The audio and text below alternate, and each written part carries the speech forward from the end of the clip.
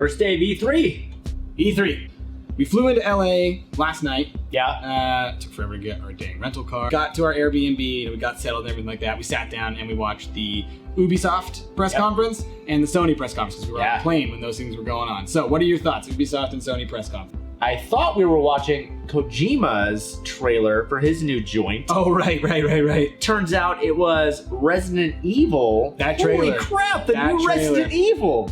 I mean, like that, honestly, we were both sitting there, we're like, oh, this is good. It's like PT, it's got to be the new Silent Hills, like, kind of like Kojima's spin-off to try and like, and then when it ended with like the 7, we both like looked at each other like, seriously? What? Like I felt Shyamalan. So that, like, we watched both of those. Overall, like, that kind of was our first thing where we were like, okay, these games, we want to look out for a bunch of these games. Yeah. And specifically Resident Evil, we'll talk about it a little bit later. So first impressions, E3. We get to E3 this morning, super early, but it was fine, because what that meant was that we got to go and check out a whole bunch of the really cool, like, things that they had set up outside of E3, because like outside the actual convention center, they have all these, big, displays, all kinds of stuff. I rode a fat Chocobo. He rode a fat Chocobo, which hopefully you guys are seeing right now. Too fat. And too Chocobo. Hashtag too fat Chocobo. And so the reason that this is interesting is because before this happened, before we walked the floor and looked at all the random Final Fantasy nonsense that was around there, this guy could not have been more about Final Fantasy 15. Yeah, as soon as we saw hashtag too fat too Chocobo, as soon as we saw the giant displays for Kingsglaive and Final Fantasy 15 and the trailers and all that kind of stuff that were on the screens outside, this guy suddenly was like, wait. Can we just talk about, you just mentioned a lot of Final Fantasy stuff. Okay? I know. Okay, so there's a movie, there's an anime, there's the game itself, there's a fat Chocobo, all right? The movie also has Sean Bean and Aaron Paul of Breaking Bad fame. I'm like, man, okay, they're knocking it out of the park. Yeah. So long story short, Rick tells me this is the first time he's been excited for a Final Fantasy game since Final Fantasy 7. And so we go over to the Square Enix booth. And so that was where we spent our first chunk of our day. Yeah. And Rick, we played a couple of games. I played Dragon Quest Builders. Which is basically like Minecraft meets Dragon Quest. Yeah, and it was cute little game. You got a stick, you built some stuff. I mean, it was cute. And then Rick played for a brief moment, the HD remake of Final Fantasy 12. Now, this is a contentious entry into the Final Fantasy series for us within Stumpt. Oh man, I have arguments with Jasmine about this. Hashtag Team Gambit right here. Yeah, Jasmine is going to murder us when this vlog goes up. I love the Gambit system. Thought it was a great entry into Final Fantasy. Jasmine doesn't like it. I think it's great, and I want to play the remake of Final Fantasy 12. It looked really great. Like honestly, it was running at 60 frames. The textures were smooth. I was actually quite impressed. Like as a fan of the original, I really enjoyed it quite a bit, and to see it in this nice new realized light, really cool. Yeah. But obviously, the highlight of going to the Square Enix booth, there were 2 big games that they were talking about this year. It was Final Fantasy 15 and Deus Ex. Yeah. And so... Wait, 2.5. Oh. Kingdom Hearts. Sorry. 2.8. 2.8. There's 2.8 games we're talking about. And so like the Kingdom Hearts stuff, we didn't get a chance to play it. We may try and check it out again, but it was Kingdom Hearts 2.8. It's not Kingdom Hearts 3 yet. It's 2.8. They're working their way towards it, right? But Final Fantasy 15 and Deus Ex were the 2 big draws. So immediately after trying out those first couple games, Rick gets in line for Final Fantasy 15 so that he can play the demo, and I kind of walked around the Square Enix booth checking out all the other stuff.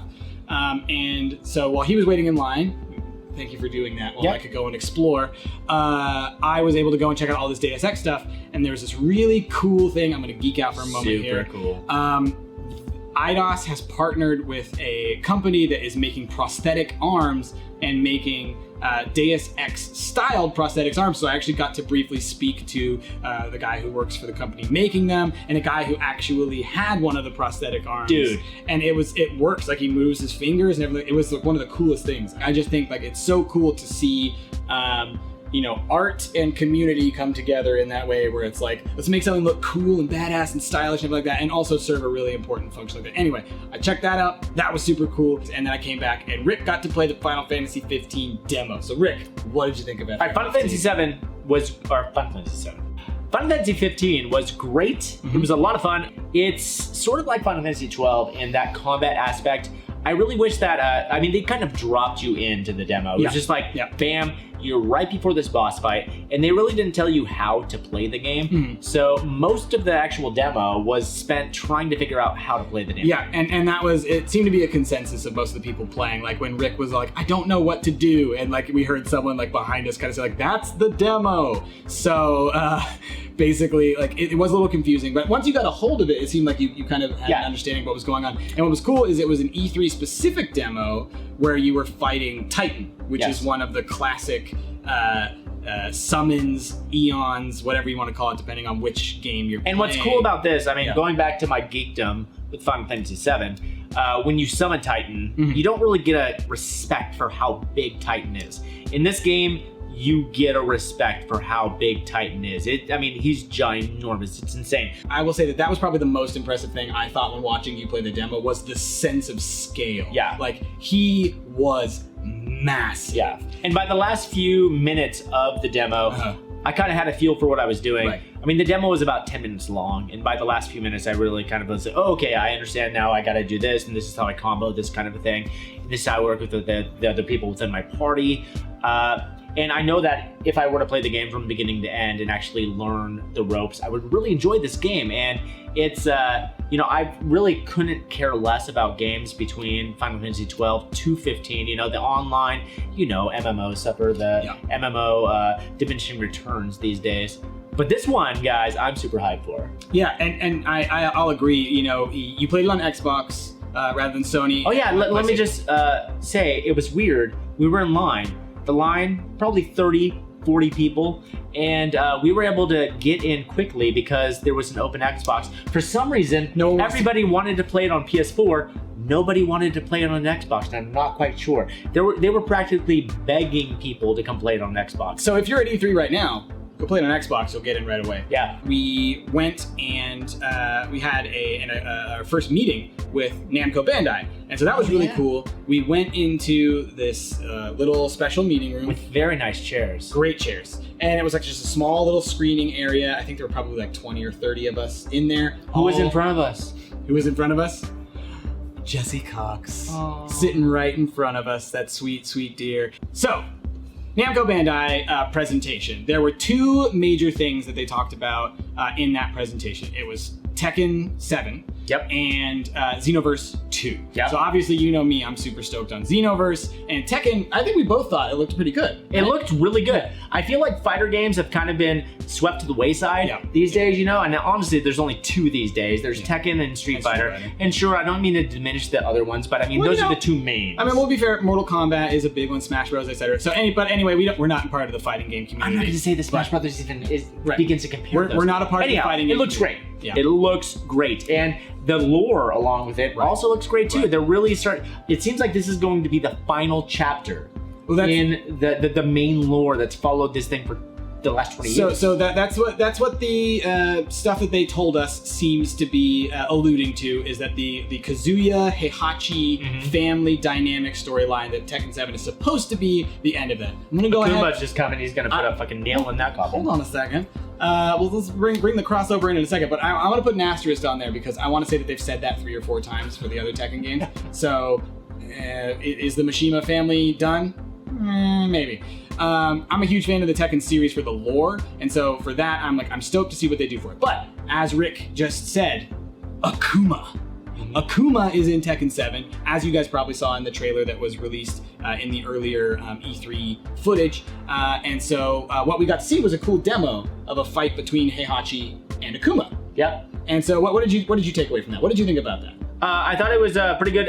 It really spoke to the story of the game. So there is this really thought out story mission within the game itself. What was really cool that we saw in the demo was that they actually seamlessly went from sort of a cinematic confrontation between Akuma and Heihachi, having to do with Heihachi's wife. Akuma says something to the effect of he made a promise to Kazumi and he's here to fulfill that promise, basically to fight and kill Heihachi. And so you have this showdown. Heihachi's like, how do you know Kazumi? What is going on? And so then they start having this fight. And the thing is like, it starts as, they're like, kind of, macho whatever, fighting each other, blah, blah, blah. Akuma charges up and shoots a Hadouken, and then it gives you a button prompt. And you're Heihachi, and it's basically you got a quick time event. Quick time event, hit right to dodge this fireball, or you're going to get hit by it, and then boom, fight starts. And so it really does seem like they've got it down, probably even more so than Mortal Kombat, which has been doing this really well as well, in doing like story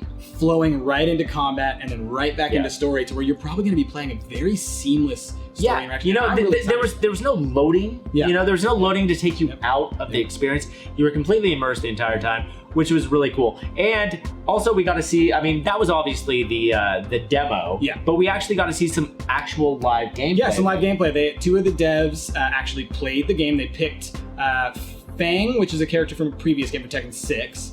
And then there was also this new character who I can't remember her name. It was Kitty something, I think. But she was a blonde Japanese girl who's dressed like a cat. And she kind of moves a little bit like Eddie Gordo and that kind of like dance fighting type of style, kind of like capoeira, but it was a different kind. Little Brazil ponytail. Yeah, a little bit.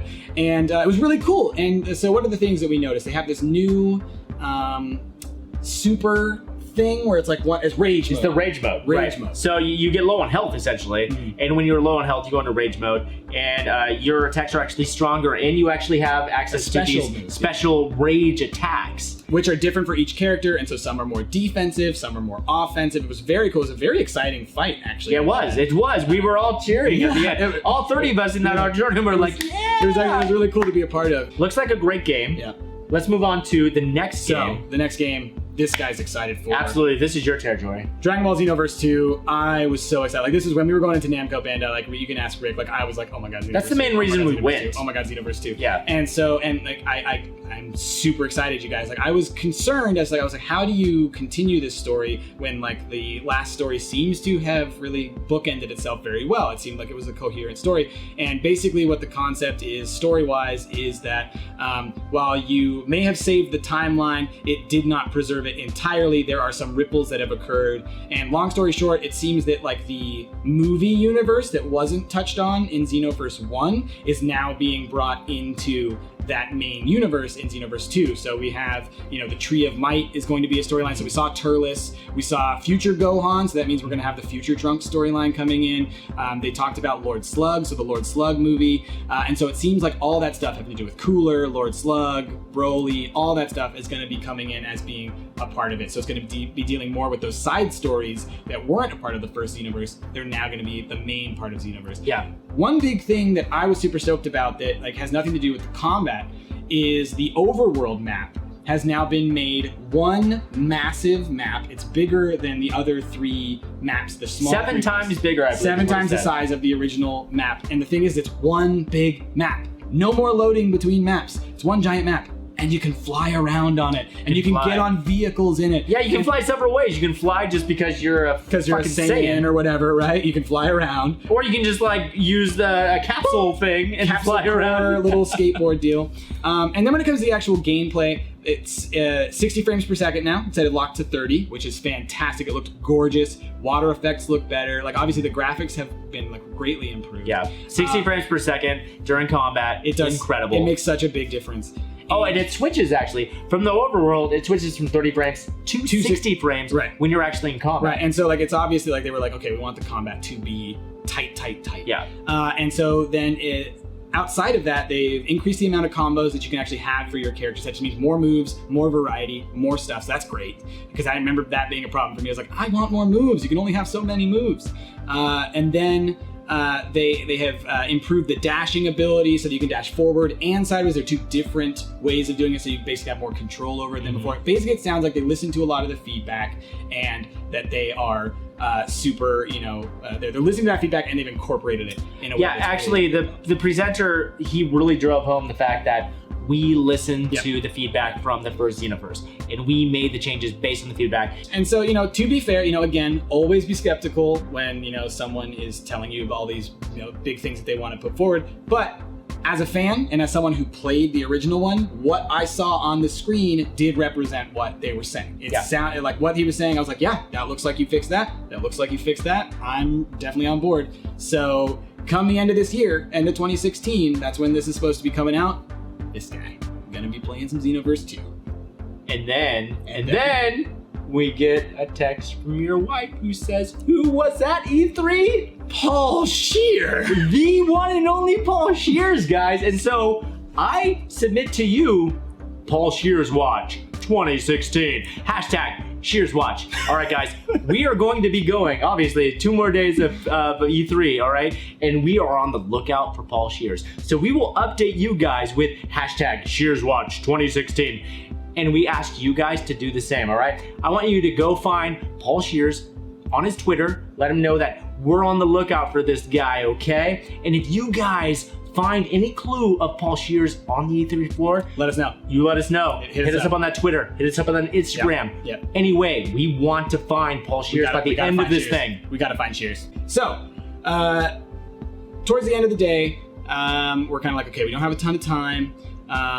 We did what, like the last booth that we kind of really spent a little chunk of time at was like the Lego Worlds booth. Is that Lego Worlds? Yeah, Lego Worlds. Yep. And so Lego Worlds, we checked out their booth and they had this huge display, and that's kind of what kind of drew us in, was this giant Lego display. Big old table. And you kind of know a little bit more about it than I do. I do. I was surprised actually. There was a woman who was shouting out facts about this table that nobody was listening to, except the Price over here. I listened. Price actually reiterated what she had said, and she said, thank God somebody was listening to me.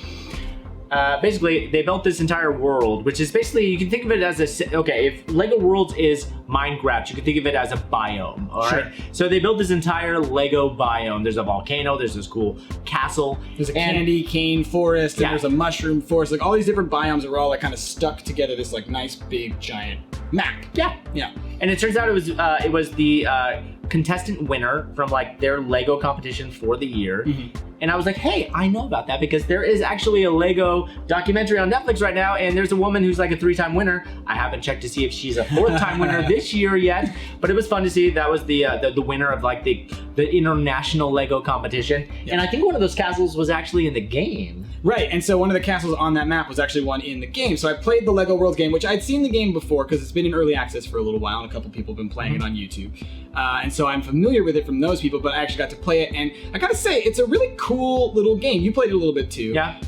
And like the first thing I did was I was like, okay, it's in a Lego world, I'm gonna jump around, okay, let's try and build something, okay. And then I had this like hook shot deal, and I was like looking around, and I look up, and there's these clouds that are made of Legos, and I could see there's like a bridge on those clouds. So like I was like, can I actually do this? Pointed my hook shot up, shot it upwards, sure enough, launched myself all the way up into these clouds, climbed around, and I was in this like candy cane cloud castle. It was crazy, it had rainbow floors and all this kind of stuff, and I was like, this is amazing. Jumped off of it, it got this cool effect when you're falling down, like you're para-dropping in. No fall damage. And then I handed over to Rick after like I jumped on a horse and then a motorcycle. Found a driller machine that can drill into the Lego atmosphere. Super cool. Like when I first saw Minecraft, I was like, oh, this is the Lego version of video games. Yep. They've taken a full circle. They've created basically the Minecraft Lego version, and so everything is just Legos, and everything you can put the Legos together and just build mountains, build whatever you want to. Super fun. It's Legos meets Minecraft, and I dig it. It was tons of fun. Fun game. And so yeah, seeing Rick drilling all over the place, it was super cool. We had a laugh with the lady there. I said, revenge for all the Legos I stepped on as a child. He's pretty good. This jokester over here. And so, you know, after that, we just decided like, okay, we've got very little time left, and really what we wanted to do was scout the whole floor and figure out what are all the most important things that we have got to see later on. And before we get to those, we'll talk about a random event that occurred while we were doing that. This is so great! So this was so great. We found that we were scouting around the Sony booth, and they had this awesome huge display that hopefully you're looking at right now that is of The Last Guardian, and it had this VR interactive thing, and so you actually get to pick up the shield and kind of like reflect it around, and the Guardian reacts to you. And it was adorable. Yeah, and so there was this guy doing it, and so I was capturing footage of that because I was like, let's see this because people are going to want to see this thing. And as that happened, because I'm focused, I'm like, turn around and what do you see? To my left, it's one of those raptor things from the Horizon. The Seeker. Is that what it's called? The Seeker. Yeah. And it's like right up in my face. It's a full-on deal. Like it's life size, guys. And it gets like right in my face, and I freak out. I kind of go, oh God, you can't sneak up on me like that. And as I do that, the little lights that are in its eyes go from blue to like orange, and I was like, oh, I pissed it off. It's seen a threat. And so it's like looking at me, and you know, I'm like, I'm not gonna put up with your sass. And so I start talking. I'm like, really? Huh? You're gonna get up in my face? And then it does, and it goes red, and it's suddenly like doing all this kind And of its stuff. handler was like, "You gotta battle it now." Yeah, he was like, oh, you Here, made it take happen. this. So he throws a little spear thing at me, and he's like, find a weak point. And I was like, oh, okay. So I'm like dodging around, and I'm like, I throw it in the side, and it was this huge deal. And it sticks in there. It sticks in there. It stuck in there. Like it was a total like whiff shot that just happened to like land right in there, but it was Oh, super don't cool. downplay it. You are a pro. What can I say? I'm a pro spear thrower at weird secret things. But it was just a fun little thing that happened like completely out of nowhere. And honestly, like it really did startle me when it first showed up because I was so focused on this last Guardian thing. Anyway, I pet it. he patted it. Afterwards, it calmed down. Rick is the seeker whisperer. Its lights went from orange to blue. It was docile again. Yeah. Rick is good with secrets. I'm not. So after that, we decided, okay, what are all the big things that we need to go and check out the rest of the thing? And so, first and foremost, Resident Evil. Honestly, first and foremost, Resident Evil. I'm really stunned at the way that Resident Evil has done like a 180. It's really gone from kind of an over-the-top shooter back to its roots, which is just scary as hell. And this game really seems scary as hell. It seems like it's really conservative with like the ammo and the heals. Like, you're not going to be fighting, you're going to be surviving in this game. And we're really hoping to actually get in tomorrow to experience the VR experience of this game. They've got a full VR demo, apparently, and like you have to get in early and get tickets for a specific slot time so you can get in and check out the VR demo. So first thing tomorrow, we're going to try and get in there. So hopefully tomorrow we'll be able to talk to you guys about Resident Evil. If not, maybe on Thursday, we hope. Yeah. But we're going to do our damnedest to try and get in there because like the setup is great and we're super excited for that game in general. What else do you want to check out? I want to check out Dishonored 2. Dishonored 2? Dishonored 2 looks really great. Yep. I really love Dishonored 1. I feel like that was an unsung hero the last few years. And we talked about this, I think, in a podcast or something.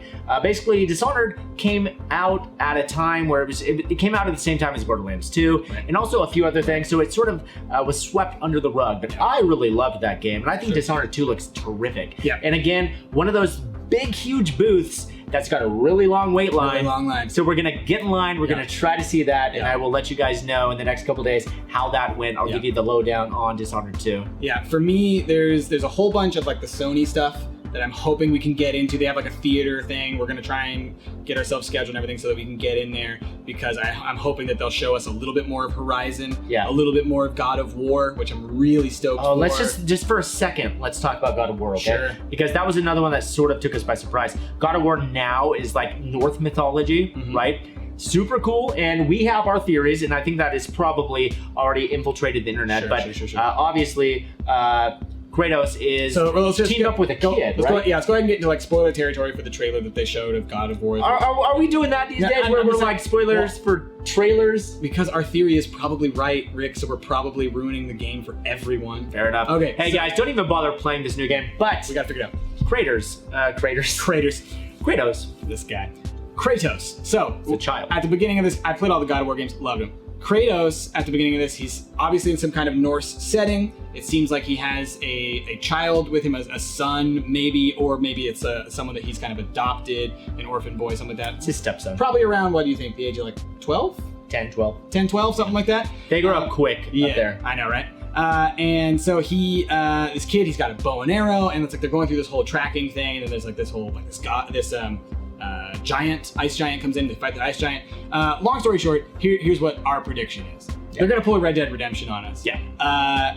Kratos is not actually going to be the main character of this game. He's going to die at some point early on. He will have been training this boy to be the new Kratos, essentially, the person who will fight the gods in defiance of what they have done to the people. I'm putting my money on it. What do you say? Well, like, if you had to bet, what do you think? I don't bet. Think like you think like 5 to 1 odds, 10 to 1 odds? Have you watched our GTA videos? I don't bet. Well, I do, and I will tell you guys, 5 to 1 odds. That kid. All right. Is the next Kratos. That kid's the next Kratos. So so there's two ways that it could happen. Either it happens early on and they pull a Metal Gear Solid 2 on us where you think you're going to be playing Kratos the whole time. Turns out kid's riding and you're playing him for the rest of the time. Or B, it's Red Dead Redemption where you play the whole game as Kratos, training this kid, and it ends with you taking on the mantle of the kid to avenge Kratos. Yeah. Either way, all the marketing, everything like that, it's clear that both of these characters are important, so it's kind of like Last of Us style, maybe. Mm-hmm. But either way, that kid is going to be which one's really Ellie? important. Oh gosh, it's Kratos, Ellie. Oh! So anyways, God of War, super stoked for that one. What else? What else is jumping out at you that you're really excited for? Of course, I cannot forget Civ 6, you guys. So we went by the 2K booth, which is huge, and strangely enough, they seem to be really hyping Mafia 3. I don't know why. Anyhow, the step kid is Civ 6 there, and they didn't have any footage, Right. but they do have a theater. Theater. Okay, and there's a presentation. You get to go into the theater, you get to watch the movie, which we plan on doing tomorrow. So I'm gonna have more info for you guys tomorrow, because that is honestly the game of the year for me. I'm a huge Civ fan, and Civ 6 is going to be the shit. Yep. And if you want to see Rick talk more Civ, go watch his Civ 5 series over on Do Stumpt it. Branch. Plug. Okay, so that's basically what we're hoping to get into tomorrow, and there's still plenty. There's tons of stuff. that we So wanna much. see. I mean, today was our scouting was mission. our scouting day. Successful scouting Yeah. mission. I mean, like there's like the small quick mentions. Cuphead is over at the Xbox, the Microsoft booth. There is Sea of Thieves. Yeah, we totally want to try and check out that pirate game. There's what is that called? Firepoint or Star? Farpoint. Farpoint, which is kind of a VR thing over at Sony's booth that we want to check out. Really cool. Outlast 2. Outlast 2, ugh, spooky. For those of you guys who watched me and Mel play it on that spooky Friday night, Outlast 2, I'm terrified, but I'm going to play it. So tons of great stuff we're going to hopefully check out. We'll have a whole bunch more for you tomorrow. This vlog has already gone way too long. Hopefully it's been cut into tiny little pieces, because my gosh, we can talk for way too long. Hey, dude. Yeah. This is a bonus for you guys. But that's going to be it. That's our first day of E3, guys. Yeah. And like we said, scouting mission tomorrow and the next day. We're going to have more for you. Tons. More in-depth things to brag about. So keep your eyes on this channel, and we will give you all the E3 updates that we possibly can. Till then, I've been Rick. And I have been Bryce. See you guys tomorrow. Bye.